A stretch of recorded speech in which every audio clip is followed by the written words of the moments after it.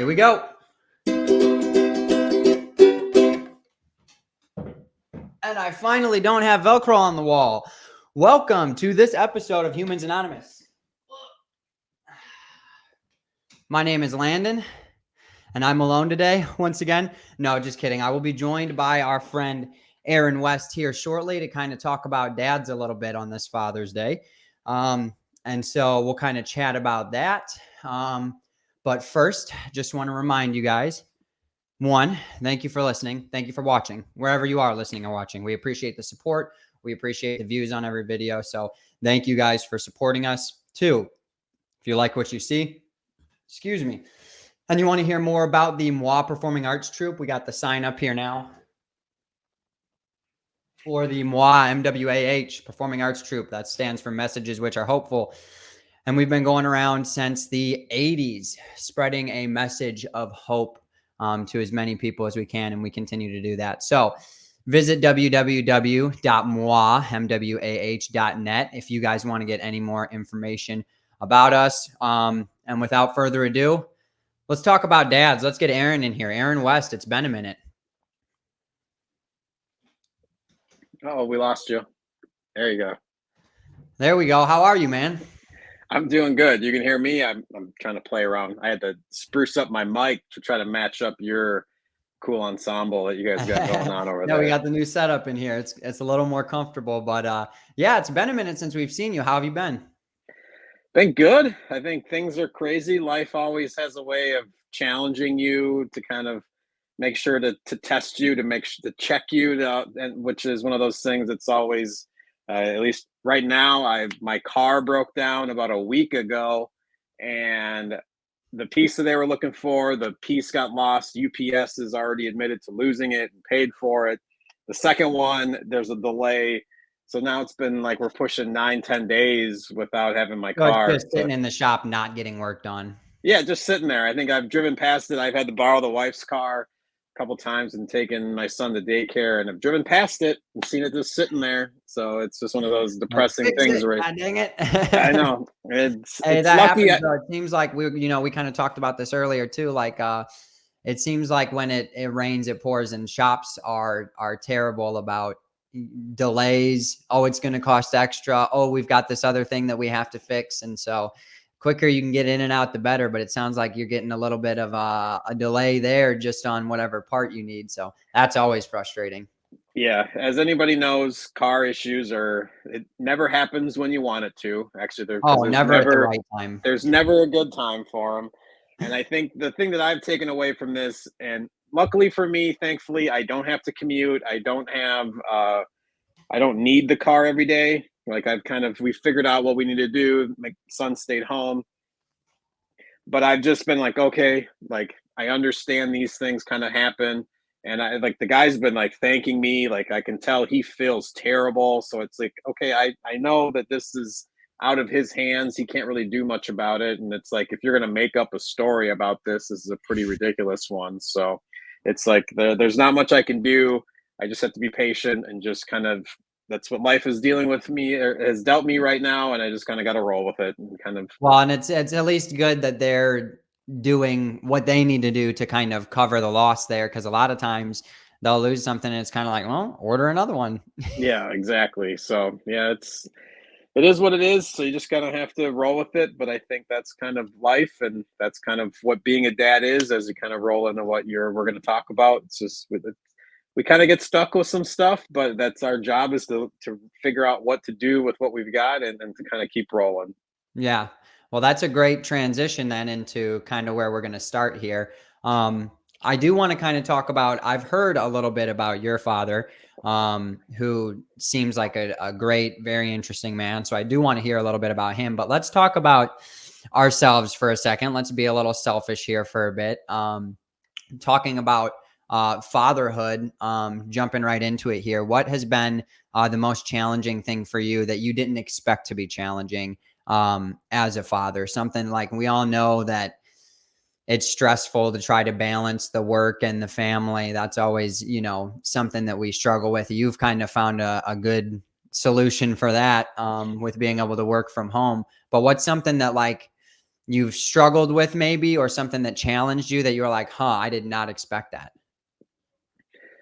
I think probably the biggest thing with most parents, it's the realization that your parents weren't as invincible or as a superhero as we kind of thought growing up. And then as a teenager, they're idiots and they don't know anything. And then, like, as you become a parent, you realize, oh my goodness, like somehow those idiots were right about all of this stuff. And like, were dead on about all this. And they had so much less information like at their access or at their disposal as we do.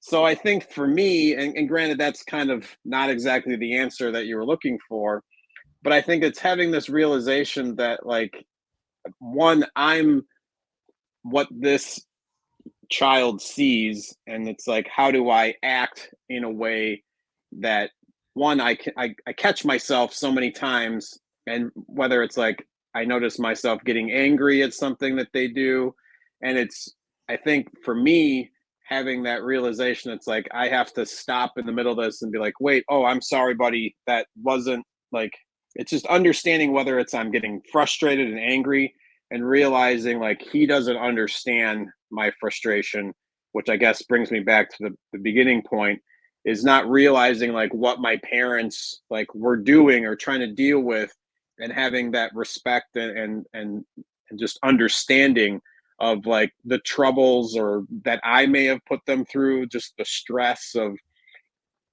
repeating the same word. I hear chicken for like that's the answer I get in response to a question I ask is chicken, or the fact that he's running around screaming, making different noises. I keep thinking like I was doing a lot of that, which probably was driving my parents nuts. So how were they able to manage their frustrations? And I think it's just it's for me that's it's an understanding. It's been a hard thing of realizing or something I just didn't understand or realize until I became a parent of like there's this I have to make sure I'm containing my frustration and it's not even anger. It's like whether it's I think the first time it's like I realized it was 3 in the morning when he was probably 7 months old and I was so sleep deprived. And it's like I wanted to snap and it's like that's it's not his fault. I think it's just there's so many things you realize about your brain and understand like, wait a second. And I think I'm lucky, and I've mentioned this before, of whether it's having that relationship with my brain of like stopping in the moment and understanding like, hey, why am I feeling this way? What do I need to do to make sure that I'm not putting out negative energy, especially because it used to be just to like my friends or to my significant other, but now it's like it's my child, it's somebody who doesn't know the world like I do or that my friends do. And I'm going to be the main figurehead of what they see, and how I react is going to be probably how they react. So that's I think been my long-winded rambling answer to kind of hopefully kind of ties in of just understanding myself and just I think trying to have this realization of like I have to make sure I take care of those things, and to make sure that one, it's to make sure that I'm taking care of him.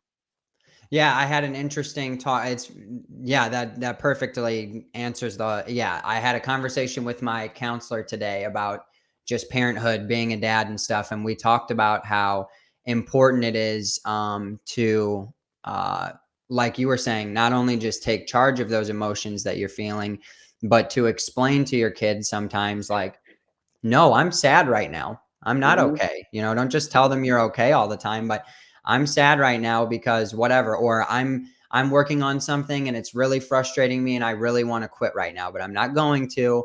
I'm going to take a you know, whatever, explain to them, let them know what you're doing, how you're processing that emotion, because I tend to a lot of the times, you know, dad, what's wrong? Nothing, I'm fine. I'm fine. Hmm. Let me suck it up and smile and give you a big hug and pretend it's fine. But then what does that teach them? That fine looks very different all the time. That okay is a relative term that you can apply to any emotion and kind of just sweep it under the rug. And so I've been kind of thinking about that lately and trying to implement that a little bit because, like you're saying, we are feeling those emotions, and so we do need to control them, learn how to use them the right way, but also we have to show our kids how to do that. Mhm. You know, we have to be the example, not just I'm okay and I'll work on it on my own, but no, I'm not okay. And this is what I'm working on. And that was kind of an interesting take for me to hear on things. What do you kind of think about that? I think what triggered in my head, and it's what I was thinking about kind of before, within the last few hours, has been kind of the trend of what I'll quote as toxic masculinity. I think having this persona of being this guy who, whether it's this tough guy or like you said, like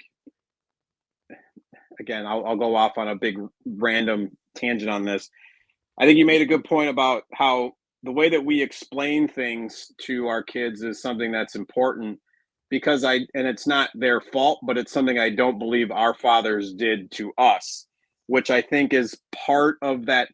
We're losing talk or masculine men, or the fact that anybody that wants to throw a manly man as toxic masculine, just those kind of phrases keep getting thrown about what is a real man, or what kind of entails all that. And I think part of it is because our fathers had like this hardened exterior, like it was this man's man. You're going to go have a beer with them and they're going to tell you how hard things were, and that's just how we dealt with things.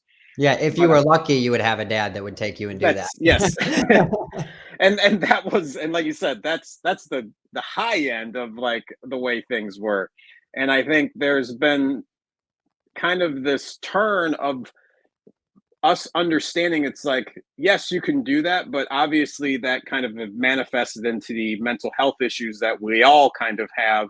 And it's understanding how those are so that they don't get worse, or that our kids don't have a more extreme case of whatever issues that we have. So I think, like what you're doing, I think a lot of dads today are kind of trying to explain those emotions, talking through it, versus just saying, "Oh, just go rub some dirt in it and kick sand and like just deal with it." Like, which I think a lot of us kind of heard in the past, and I think we realized, yes, it kind of made us tough, but it might not have been the best thing for us mentally. And so I Oh, I don't think know how there's, many times I heard rub some dirt on it. Like that was my dad's favorite thing to say. And I'm not saying sometimes you do just need to rub yeah, some dirt on it and move, but like, yeah, exactly what you're saying. There was that more of a culture back then, um, of like, just suck it up, yeah, just deal with it. You know, you're a young man and you should be able to work through it, you know, on your own in private without bothering anybody. yeah. And I think it's like you said, it's parts of that is good, and it's finding a balance between that. And I think it goes along with, like I'm mentioning, of being a masculine man, of like wanting to be a head of household, but it's also like, I hear stories, and let me say, it's more of, you want to be this man's man who's going to take charge, and like, I'm going to lead, but it's also, you need to listen. Like, the only way that you can lead a group of people, whether it's your family or in an office setting, is, or you're a coach, is by listening to the people. You have to listen to the players and say, hey, this is the feedback I'm going to give you. And it's the same thing within an office, and it's the same thing within a family. And so if the leader can't take, if I'm one, I'm going to assume and also have the ego to say that, and like with my wife a few doors down, and knowing that she could come crashing through, but I'm going to say I'm the leader of the house. But I think it's knowing I have to listen to what she's going to say. I'm not just going to sit here and like pound the gavel and say I'm going to do this and this is the way things are going to be no matter what, which I think is somehow, sometimes some men and guys think that that's how it's supposed to be, because that's what they're hearing, whether it's on social media or that's what Well, and that's they like a core assume. belief for them, you know, that turns Yeah, into something that we are like when we are starting relationship, looking into relationships, that's like one of those non-negotiables that we've built up in our heads because of like you're saying, whether it's the stuff that we're seeing on social media or the way that we were raised, whatever it was. Yeah, I would agree with you on that. Um, Kind of going along with that, I feel like, and I've got this theory, working theory, and so I kind of want to know what you think about it. I feel like when um, when my dad was young, so let's see, my dad's 60. So when he was being raised, I feel like there was a really big focus on working hard. And I think that there was a lot more pride in just working to provide for your family and not have a whole lot more than that. And at some point along the line in either the millennial generation or my generation, I genuinely think that we have kind of moved away from that. And a lot of that is we have more opportunity to, make money other ways. But I see a lot of in the workforce. I'm still out in the, public workforce, and I see a lot of people around my age or a little bit older, a little bit younger, kind of falling away from that and not really wanting to work as hard as I was raised to work. And like, I know I fall into that category too, but my dad, he was a Navy man, so things were a little bit different. But I've seen that a lot. And now, kind of on the other side of things, the people who are having kids right now that are right around your age or my age, I think that there has been this big shift. And I've seen personally a lot of different young mothers and fathers feeling the importance of parenting again. I've seen a lot of people kind of,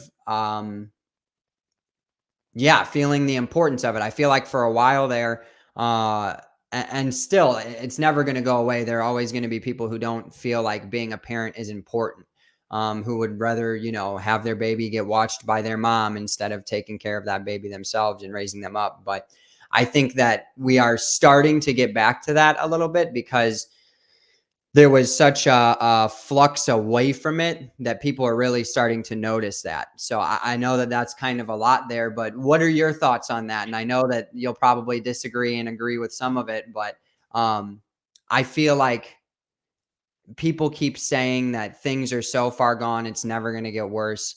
But I genuinely feel like I see people getting better. I see people getting worse, but I also, see people getting better. First, you probably have a much better viewpoint, one of being younger and being in the workforce. I'm unfortunately I have I'm not day to day going to an office or a warehouse, so I don't see people as much, and that's something I wish I had more access to, and that's why I'm thankful to have this conversation with you. Just because one, you're the younger demographic, so I get to learn a little bit. Um, it's funny that you've mentioned that. I would say I would slightly differ. I feel like it's, and I probably will get in trouble with this. I've noticed it since I was a server, and I was in society more or less. I bartender served at a macaroni grill. I've worked at Eddie Bauer, Menards. I've done plenty of retail and kind of been in the heart with a Right. lot of people. Granted, yes, it's only my small segment and it's only in Chicago that I've noticed. But it's funny because different generations I've noticed have different parenting styles. So I think, and again, this is where I would say it would get me in trouble. When I noticed of the generalization of the things I saw when I was serving, were people who I kind of would say that graduated high school in the 80s tended to have a little laxer view of parenting, and it was not anything against them, but it was more they were the ones where the kids were playing the video games at the table, and it wasn't a family setting. It was like this is a group of people that happened to all live together that sat at the table and ate together, but it Yeah. wasn't like a dinner together. And so I noticed kind of different generations where, like, for me, I had much older parents. So I felt like I had much stricter. And it seems like you kind of fell into that same kind of generalization, but somehow like 15 years after me. And so, but I think, obviously we have those types of parents that kind of had an older soul, probably were, and we've talked about this before, were had much more biblical backgrounds. And so had a just kind of a much more conservative Well, and I'm not upbringing. exactly sure how old your dad is, but he's probably not a whole lot older than my pop. 78. Oh, he is. Okay, so yeah, Yeah. your parents That's were why I was like, how ooh, old he's was your young dad when when you he's were born then? my dad was 35 and my mom was 28, which is funny. I have Okay, a picture on Instagram because I was 36 when my son was born, and we had like gotcha. me and my son were both in the exact same like blanket that they've used in every picture, so obviously since 82. That's So amazing. yeah, Well, and it hey, was let's get out of this conversation because here's my take on the whole thing.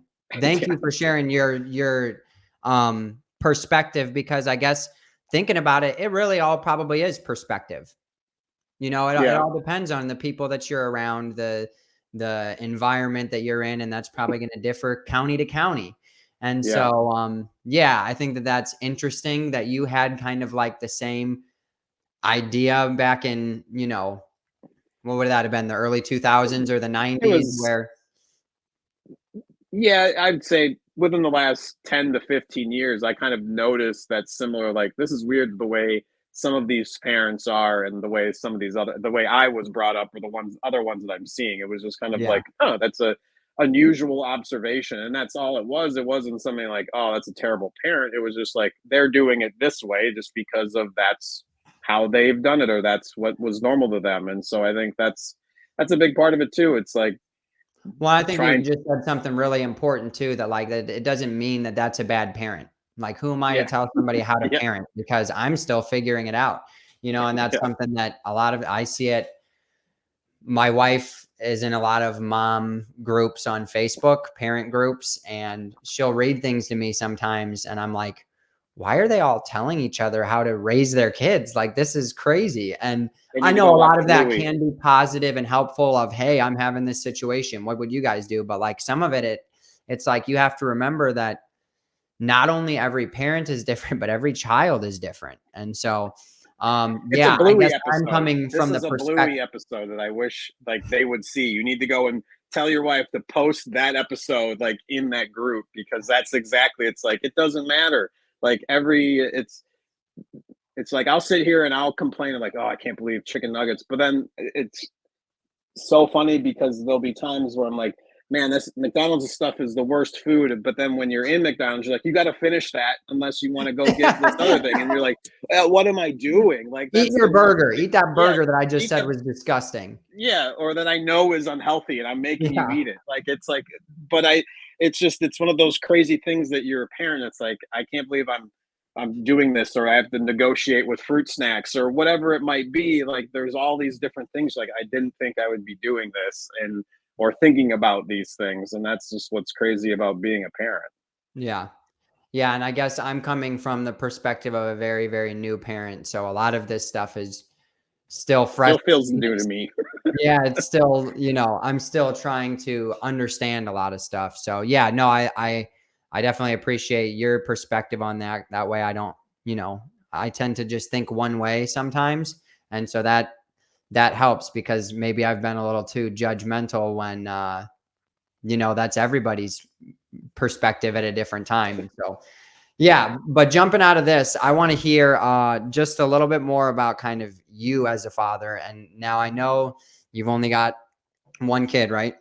So I Yes. would ask you, what's your proudest moment as a father? But I would have to guess that it was when you saw your baby for the first time. So let's say aside from seeing your child for the first time, what has been up to this point? Now your son is what, 4 or 5?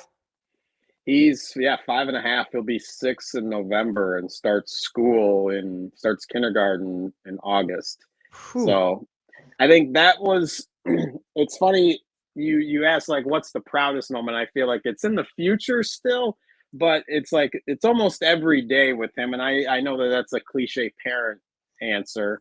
Um, but it's funny because like my wife asked me, I think she cried a few times when he was born just because it was like so excited. And I was excited, like I was happy. Like there wasn't a tearful moment for me for like he's here. Like there wasn't that. I'd made the comment like I'll probably bawl my eyes out when I like walk him up to school for the first time. And I just think it's like that next stage. Like I've done my job as a father. I've gotten him to the school portion of his life. And so I think like that's a big, and then there's school, and then there's like adulthood. So it's like there's that next, it's school's obviously a 13-year piece, but I think just that kind of, he's there, and for me it's, I know he's ready, and like I don't think it's going to be something that's going to overwhelm him. I feel like he's prepared for it, which I think is all of those things that make me proud to be a dad, because I know I'm proud tonight watching him read a book. Like he can read Go Dog Go, or just that, it's pretty much now he can grab any book and can pretty much read 80% of the words, and he hasn't even been in school yet. So I think That's there's awesome. so many proud moments that you have as a parent that it's hard to pick one. It's like I sit here and laugh. The one that the visual that came into my head was him struggling as like a 7-month old, like trying to sit up. And there's like a video of him like, "Ugh!" He's making like this grunt noise, and then he finally gets up, and it's like this guttural like, "Ugh!" Like he finally gets up, and it was just. And I was filming it, and it's like as soon as I was done, and I'm sure you've done this with your kids, as most parents do, it's like you're trying to hold the laughter in until like you can end the video, and then you just start laughing afterwards, because like whatever they're doing is just hilarious. And so I think there's little moments like that that like pop in my head that are, obviously we're lucky now to have iPhones where I get like the little Oh, photo so gallery lucky. stuff, and I'm like, oh my, like Like I it's was like just thinking when you said that, like I have one of those proud memories was I came home from work. This was last summer. When we were living in a house that I was remodeling briefly, and I came home from work one day, and Amaria was like freaking out. She's like, I think she's about to walk. I think she's really about to walk. And so I got down on the ground, and I leaned her back against the ottoman, and I walked over to the other side of the room, and I sat down, and she took like 3 or 4 steps into my arms, and she had been recording the whole thing, which I didn't know. And it was one of those moments where like I just had the biggest, grin on my face that you could ever have, because it was like we did it. We got her to that point. And I was talking to my dad over the last weekend, and one thing that he said when I was kind of talking to him about like what's some proud moments as a father, and he was very, very similar with his response. He said, I obviously was proud of you guys, as kids, but he was like, the proudest moments that I have are when I see you guys being successful in the world. When I see you guys being able to go have relationships that succeed, have kids, hold down jobs, like my brother, Levi, he just in the last year has bought a house, bought a truck, and he was one that right along with me was struggling with addiction for a really long time. And so um, he was like, those are my proudest moments as a dad. He's like, he came to my games when I played basketball, and he saw me, and I had a lot of really fun games, but like that doesn't, amount to the pride that you probably feel when your kid does something like that. And it kind of got me thinking, and I was like, that's pretty much the whole goal of being a parent, mhm. right? Like at the They have end of to the day, the outlive whole you. goal is to equip your child to be able to go out in the world and succeed. And Mhm. so it was interesting hearing that, and even more interesting that you kind of are hyper vigilant about that already, because I've been sitting here thinking like I just need to work on like the here and the now, which you do, but like actually being able to talk to a 60-year-old dad who's got 30-some-year-old, kids. It was nice being able to get that perspective of like everything you're doing now is cool, but it's not crap compared to what's coming. Like you have so much more, uh, uh, not only to teach them, but so much more to gain from them being able to succeed. And um, that feeling, whatever it is, I don't know it yet, but whatever it is, that feeling you get when you are able to equip your child to do those things on their own. And so, yeah, I think that it's interesting that you kind of, said a similar thing. And man, thinking about my kids going to school, that's crazy. I don't envy you. I know that it's an exciting thing, but I'm sure it's also very nerve wracking and anxiety inducing. Yeah, it's funny, like, as you were saying all that, I was sitting there thinking, like, oh, my wife is always telling my son to, like, slow down, like, stop growing, like, and, like, you're growing too fast. And I think it's one of those things where we have to appreciate each day. I know, again, another cliche, but it's if you're a parent and you're not like taking advantage of every day that you get with your kid, because whether it's, I know I've seen it on Instagram and I'm sure plenty of people have seen it where those charts have kind of gone out. Like the amount of time that you get like with them is going to all of a sudden drop off a cliff like when they hit 19. And it's just because of life. Like the time that I get when he's 5, I'm not going to get that when he's 15. Like, Right. and so, and it's going to be even less when he's 25 or 35. So to me, it's like, that's why I wanted to make sure I am can spend as much time with him as possible selfishly. And so it's Oh one of those yeah. things.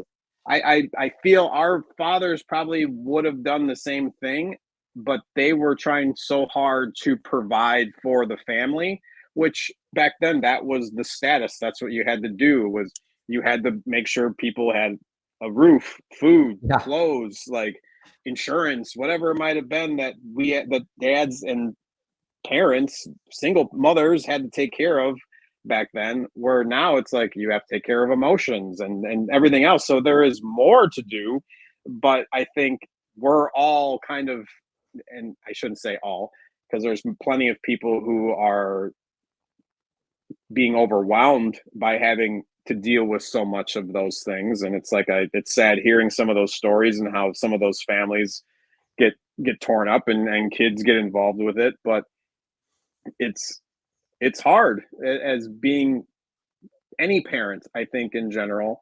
But I think it's giving yourself enough leeway and forgiveness for mistakes that you make, because we're all going to make mistakes as parents, because all of our parents made mistakes. And I don't think that we hold every single one of the mistakes that they made over them. There might be a few that we do, and that's just kind Right. of human nature. But I think it, understanding and living each day and trying to make sure that you spend as much time with them and let them know that you love them, because time is short. Whether it is, if you think, well, 18, 19 years is a pretty long time, it's short. But some of us might not get that. We might only get 7 because we might get in a car accident or something might happen. Yeah. So I think it's one of those things where make sure that you're trying to spend as much time, or to make sure that you're doing things so that they know that you are thinking about them and care about them. And for me, that's what you would want as a child. That's what I think we all wanted growing up. If you sit there and try to think back, like, what did we want? We wanted to make sure that somebody was there to take care of us when we got hurt or whatever it might have been. Yeah, or And if just you, in general, more time with that person. yeah, and there's plenty. Like, I wish I had more time with my parents, but it's not something I'm that I think was detrimental. I think it's turned me into wanting to spend more time with my child. Like, Oh I yeah. think it was a positive kind of consequence of whatever of my upbringing in childhood. Is I'm going to make sure I spend more time with them. And because, like I said, my dad was trying to provide, and that was what was needed then. And so I think what's needed now is time with our kids to navigate all the craziness that I'm sure many future podcasts we will talk about, of having preteen and teenage kids, as Yeah. we kind of deal with all of that kind of stuff coming up. So there's Yeah, plenty of that's the part challenges. I'm really not looking forward to. But this is a beautiful transition to the last couple questions I have, and these are both about your dad. Um, and I'll kinda answer these questions along with you, but I wanna kinda hear from you first. So it's a two-parter. So first, I wanna know, like, what's something, one lesson, one idea, one way that your dad was that he instilled in you, that he taught you, that was positive, that you carry with you in parenting, that you do your best to try to emulate.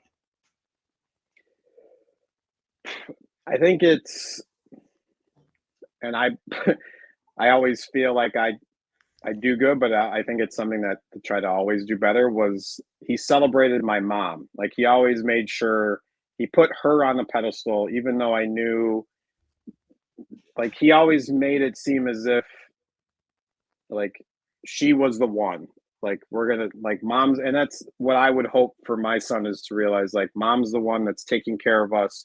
It's like, even if I'm paying bills or whatever it might be, but you would want to make sure it's your father's job to support your child with the mother. Like, you put them together and you make sure that they're warm and fed and then taken care of. That's kind of what you want to sit back and watch and take care of. And that's definitely what he did for me and my family and my sister. Like, after I left, like, obviously times are always tough, and like we've said at the beginning, like, it's hard to navigate the roller coaster that is life, and to deal with things on a daily basis. And there's mistakes that people make, but I think having an understanding, and like I think I've probably mentioned before, like having the ability to sit down and talk to him like you did with your father, like, at least for me, like I feel like I've said everything.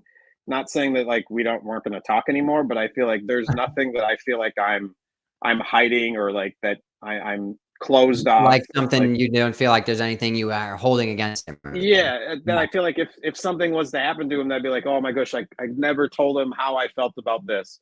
Like, we've said everything that we've needed to say, and You've like, had those conversations. yeah, and it's I think, and it's one of those things I would wish for everyone to do. And granted, it takes a steady hand to make sure, and a steady voice, and to make sure to keep your calm, because there's things that obviously in any family that can be explosive.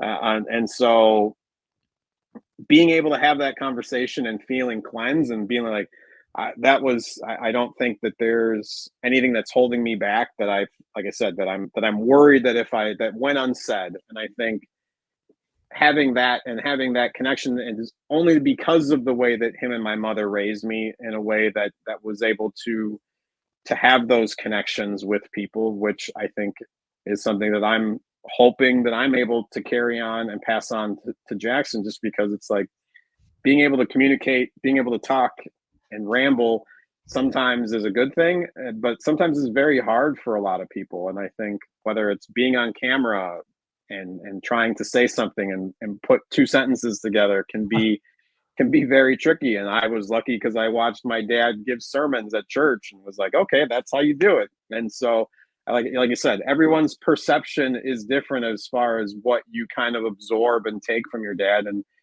you always hope that you took the best pieces of him, and you hope that that's what you pass on, or the best pieces that I have, that I hope Jackson takes, and hopefully very, very small of the negative ones. And so I think that's Yeah, just what you hope for as a parent and a son, that you kind of want to pass on.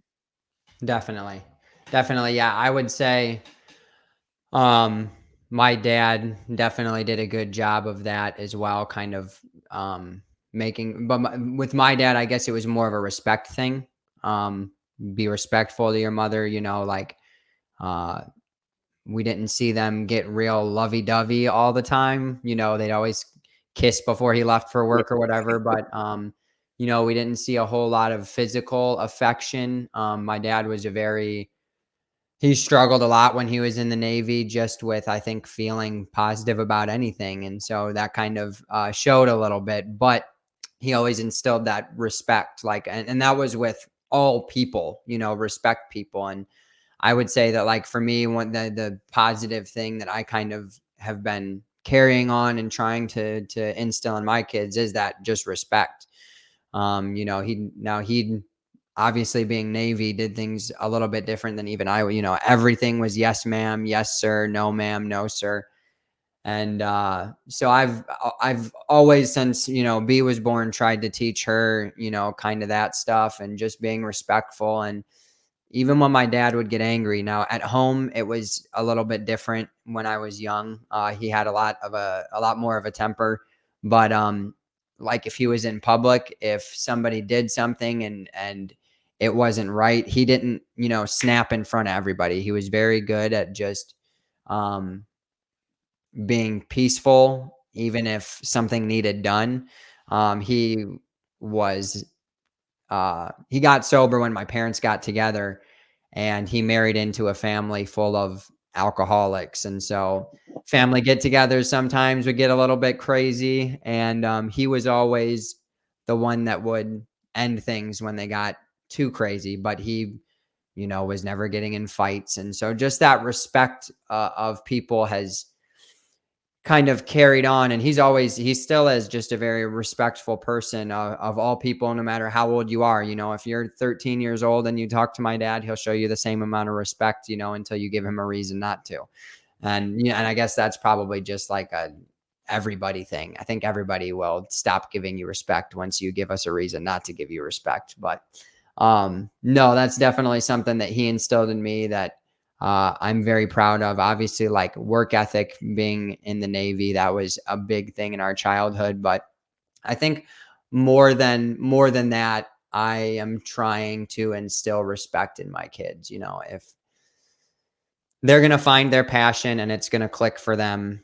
But if they find their passion and they try to go into that workforce and they're an a-hole to everybody, it's not going to work out. And so I'm trying my best, and I'm not perfect at it, but I'm, doing what I can to instill that same respect in them, which is, it seems like your dad was kind of the same way, kind of like very much like you respect people. Yeah. He's an Army guy, so we definitely had very similar of the structured and, like you said, like demand respect for everyone. And for somebody, he,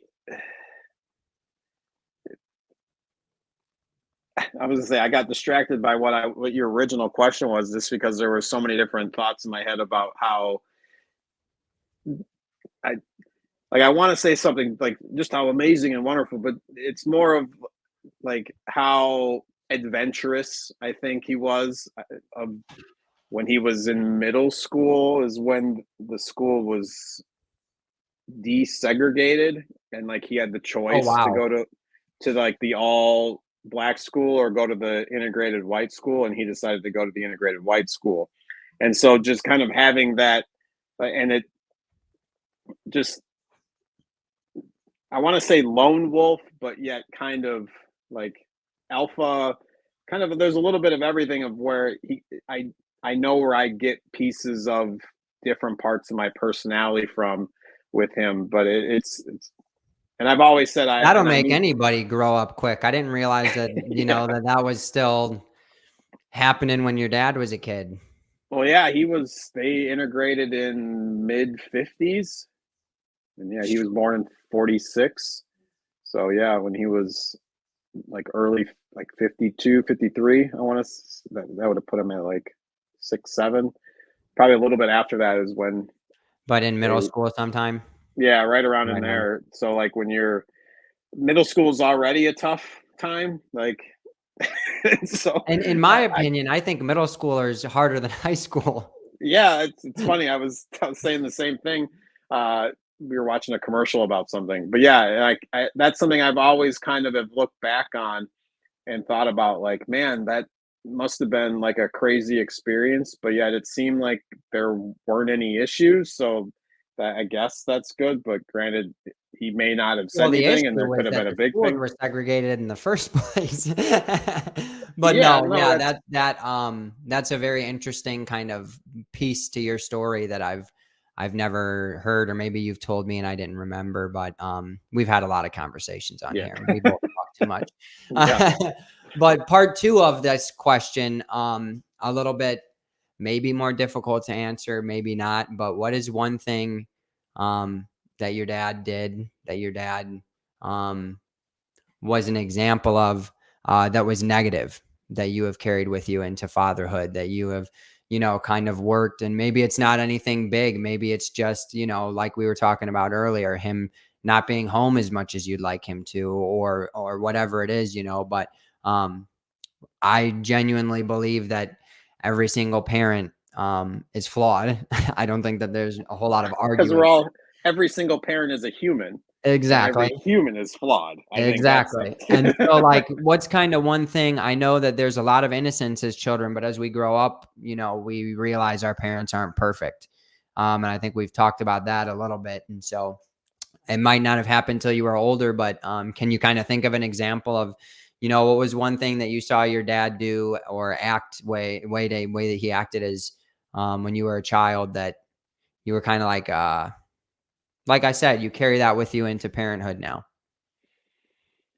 I think I might have mentioned this before, but there's really never been anything where I was like, "Ooh, he shouldn't have done that," or I was embarrassed by the way he acted. Like there was never anything like that. I think publicly or privately, I never like I, it's we can look retroactively at spanking, but to me, like I deserved every spanking I got. So it's like that to me wasn't something that I'm going to be like, that was something negative. Even if you It's, wouldn't do it yourself, I understand, yeah, what you're saying yeah, because no, I was a that's, big spanked kid as well, and, like, I don't look back on that and be like, "Oh, they were beating me," like, yeah, that I was did par for something the course wrong. back then. Yeah, I did something wrong and there was a consequence. I I definitely think, deserved it. yeah, I think one of the character flaws that I think I have that my father had that kind of was our biggest kind of rubbing point in high school was just of how stubborn we both are about certain things. And I think both, and I know that it's going to be like that with Jack at some point, but I think, and I can make so many different excuses, but it's just the way that I felt in the moment. But I think, uh, like I said, you get so stuck in like a particular thought process or a pattern or a belief, which I think a lot of times can be detrimental to how we view a lot of different things in the world if we only think one certain way, which is kind of we and I think I don't know if we mentioned this before, but like we had a big religious debate near the end of me living at high school. And so and we have since talked about it a couple times, kind of going back over things, but it was just we were both so stubborn. I was a stubborn teenager and he was a stubborn 50-year-old at the time, maybe older, who was kind of going through a lot of different things within the church. And so and that I wasn't fully aware of that now I realize as a 40-year-old, like there's lots of other things that are going on in life besides whatever is running through a teenager's brain. So I think I've realized that in trying to make sure I'm aware of that because I know I'm stubborn when I have conflicts with my wife about certain things about and it's just kind of our nature because she's just as stubborn as me. I found somebody who's it's now there's going to be three of us that are all going to be excessively stubborn in the house.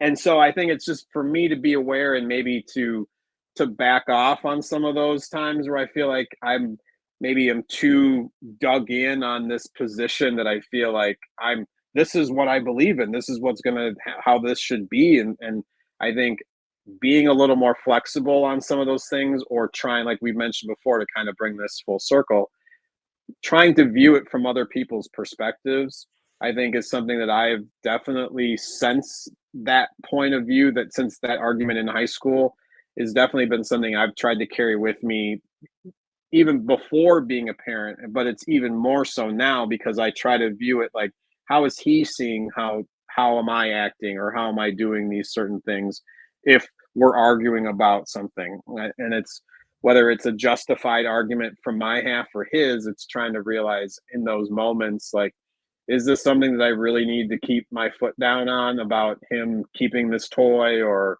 washing his hands or whatever it might be where obviously those are much smaller end things Right. than me and my father discussing philosophical biblical perspectives on different things. Right, right. So I think that's where I think my biggest thing that I just need to be aware of is just my stubbornness and trying to make sure to be a little bit more flexible about things that I may be uncomfortable with.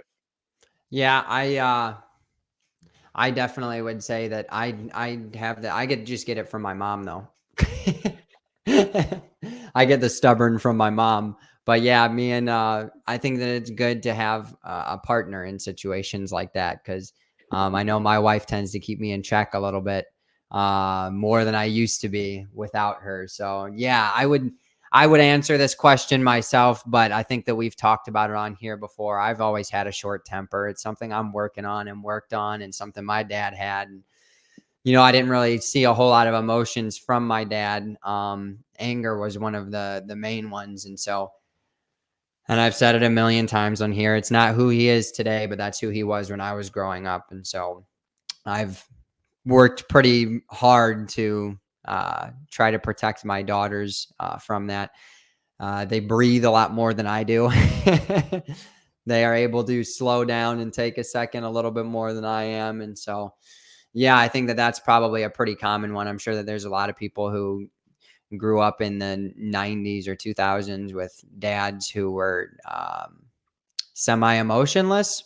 Just because, yeah, like we said, our parents were dug in on feeding us, keeping clothes on our backs. I mean, when my dad got out of the Navy, he had trouble um, maintaining a steady job because of where the economy was at. He was a great worker. He had a good resume for coming out of the Navy for 21 years, but it was hard for him. And so, like you said, I could look back on all of that, and there's a million reasons why he was the way that he was. And so I wouldn't necessarily even say that he's wrong all the time for being the way that he was, but it definitely taught me how that affects the children. And so that's kind of something I've carried with me. And he's actually been a big part of trying to help me with that, especially when I first got sober. He was the one that told me, he's like, this is just the beginning. Like, getting sober is nothing. Just wait. And so, yeah, I think that has kind of been an interesting and very long journey for me. And, 4 or 5 years ago, I used to punch holes in walls, and I don't do that anymore. And so I know that that's a little extreme, but, hey, that's where, and me and my brothers have all struggled with, not punching holes in walls, but we've all struggled with our own personal anger, just because that was, and my dad did not have a lot of flaws. Like you were saying, like, I grew up thinking my dad was pretty invincible. He just worked really, really hard, and he exemplified what I thought a man should, exemplify. And in a lot of ways he was and still is what a man should be. But yeah, if I was to pick it apart, I would definitely have to recognize he had a temper, and it rubbed off on a few of us, and so um yeah, is there anything closing up here? I know that I've taken up quite a bit of your time, but talk to me a little bit about what being a dad is like today for you. What are you working on as a father? What's exciting for you? Give me a little current events update. There's lots of stuff I think that I'm trying to do, but I think what I can sum up all of this together with kind of going off of what you just mentioned, because I don't think your story is so different from so many people of trying to deal with their anger issues. I think uh, being being a guy in society, there's so many reasons to get upset about stuff, and even more so when you're a dad, just because of the responsibilities that you kind of are burdened, not burdened with, that you are taking on. And I think being able to have a better sense in the world, and granted, these are two things that are going to take some time for most people if it's hard. But I think for most men, and granted for most people in general, these two things I think are kind of, if I can remember them both as I'm rambling, is having a purpose. I think is key. And for anybody that's out there, and like you said, whether it's you kind of get stuck, and I think there's so many people where you may feel like you're kind of in the rat race, or kind of you're spinning and you don't really know what to do. It's hang on, and like you've mentioned before, video games, or finding some sort of an outlet, or something that will kind of give you that happiness or that peace for a few moments. And obviously some people might turn towards drugs and alcohol, and it's trying to find something that isn't that, Yeah. that kind of gives you that happiness and passion that essentially you're trying to, when you drink and do drugs, you're trying to escape the mundane day to day that you're kind of tired of dealing with. and you're trying to find something that's exciting and fun, that so you go and do these things just because it's, I can do this at home or I can do this at a bar. But I think finding some sort of purpose or some sort of a passion, and also going into that, especially for men, is finding some sort of competitive way to get your juices out, whether it's signing up for a 5K run and racing against somebody, or like one thing that I've done that kind of merges the two things is I've started go-kart racing. Like every first Sunday of the month, they do these different races. And to me, it's like, this is the highlight of my month. I'm going to go do this thing. It costs That a little took bit of off money. after South by Southwest, huh? Oh, I'm gone. Like, it's, to me, this is, I'm all in. And it's like, it's funny because I think like, this is the crowd I want to be in. If I'm going to be in different groups of different people, like I'm going to be with the go-kart racers, just because that's my personality and mentality. And it's just because it gets something out of me that I enjoy. I'm competitive, so I want to go do this. It's like I have other things I'm trying to figure out to be competitive as well. But when you're not in school, it gets tricky to find those things.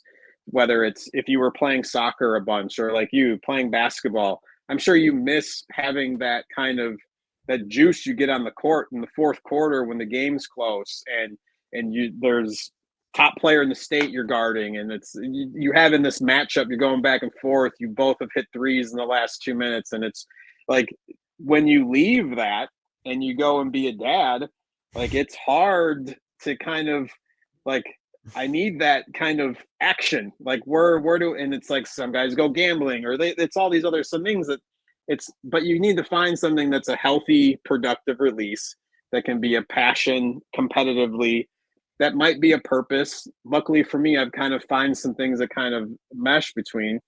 And Yeah. obviously I'm not a perfect case. I've got plenty of issues and things I need to work on, but I'm happy. And I think that's kind of, being a happy dad makes things so much easier because your kids feed off of it. And I think that's kind of the key. If you want to have happy, fun, productive kids, they need to have a happy dad in their life. And I think that's the key. And that I hope and I wish for every dad out there this Father's Day, not to just have one happy, fun day, but that every day is a happy and fun day with your kids, and that they see it in you and know, like, oh, my dad likes being around me and this is fun. And then that relationship is going to be, why shouldn't she, like, has a great potential to be very solid in the future. Oh yeah, I mean, and I know that we're running out of time here, but even just you saying that, it's like that hit me. You saying like, "Oh, my dad is like he wants to be like that's never something I thought of as a kid. Like, does my dad want to be around me or not? You know?" And so even you just saying that, that's powerful. I think that we should strive to be parents that show our kids that we enjoy being around them. Because I know so many parents and kids of parents who don't feel that way, or at least don't tell their kids that, and I wasn't really told that growing up. And I bet you probably weren't told that a whole lot growing up, that, you were a joy to be around. I definitely Yeah. wasn't told that, but, no, that's encouraging to kind of hear. And, I think that that's important for all parents to keep in the forefront of our mind of, we need to make our kids feel important. And, Yeah. that's kind of what I mentioned earlier. I think that parenting is very important. I think that it's very important. And I think that we need to constantly, every single day, every time we come in contact with our child, remember how important that is. And anytime we come in contact with anybody else's child, remember how important that is. The way that we speak to children, what we feed into children is extremely important. And so, is there anything else that you want to throw out there into the metaverse here, into the stratosphere before we close it up? uh, Nothing really. I was just going to say, and it's the vision of our parents, I think, is of them sitting watching TV in the 80s and 90s. And I think the thing that we need to be careful of as parents nowadays is us sitting on our phone, and it's like, and the kids are running around. I'm guilty of it every single day, that I just, it's one of those things, put the Sim City game down, and go play monster trucks for Dude, five, and 10 minutes. sometimes, and you probably do the same thing, all of a sudden I'll just be on my phone. Yeah. You know, it has creeped its way into our lives at this point that sometimes we don't even realize we're doing it. It takes my daughter trying to take my phone out of my hand for me to go, oh, I've been sitting here for 10 minutes not talking to my daughter, just Yeah. scrolling through my phone. And so Yeah. that's Be it's careful very of that. important. You're Yes. right Yeah. to Be be present. aware. You Be said what? present. Said be present. Like Yes. realize. I think it's hard. And again, we can go on a whole nother tangent about kids watching YouTube and getting them outside. And it's to me, it's like kids are going to be kids. But make sure that you're around them. Make sure that you love them. Make sure that they're aware that you see them. But to me, they're going to be kids, and it. We weren't alive in this time period, so we have no idea how it was to be a child right now. So we kind of just have Truly. to let them be. As long as they're happy and hopefully eating, then I think it's a win that day. Hey, sometimes my kids roll on like 3 goldfish a day. I can't get them, but, you know, we take care of them the best we can. They'll eat Yes, eventually. we do.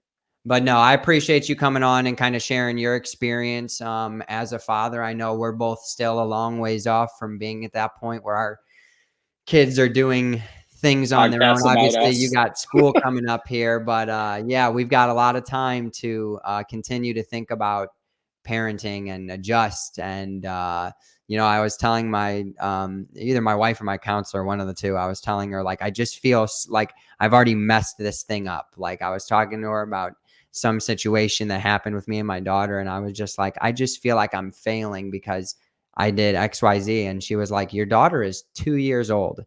There is still time. Teach her the right way to do it. And, you know, so And for us, we you're have that present. luxury right now of our kids being little. She has a present father, so obviously you're not failing. Yeah, I try, man. I really do. And I can tell that you are as well. So, like I said, I appreciate you coming on and sharing your experience. And No, thank anybody you. out there who's struggling as a parent, who's struggling to figure it out, me too. You're all right. Keep doing what you're doing. Keep being there for your kids. And that's all you really can do. Focus on them as much as you can while providing for them what they need. Take care of yourself. Take care of your mental health. Don't get stuck in that pit of, I can't do it or it's too hard, because guess what? That baby's here already, you know? So step up to the plate, do what you're supposed to do, love on that kid, and show them what being a parent is supposed to look like. And you're going to mess up and get up and keep moving forward. Yeah. So if anything, like I said at the beginning of the episode, if you guys want to check out anything more from the Moi Troop, go ahead over there to www.mwah.net. And with that, I think that we'll let you guys get back to your Father's Day. Thanks, guys, and we'll see you later. Happy Father's Day, everybody. Happy Father's Day.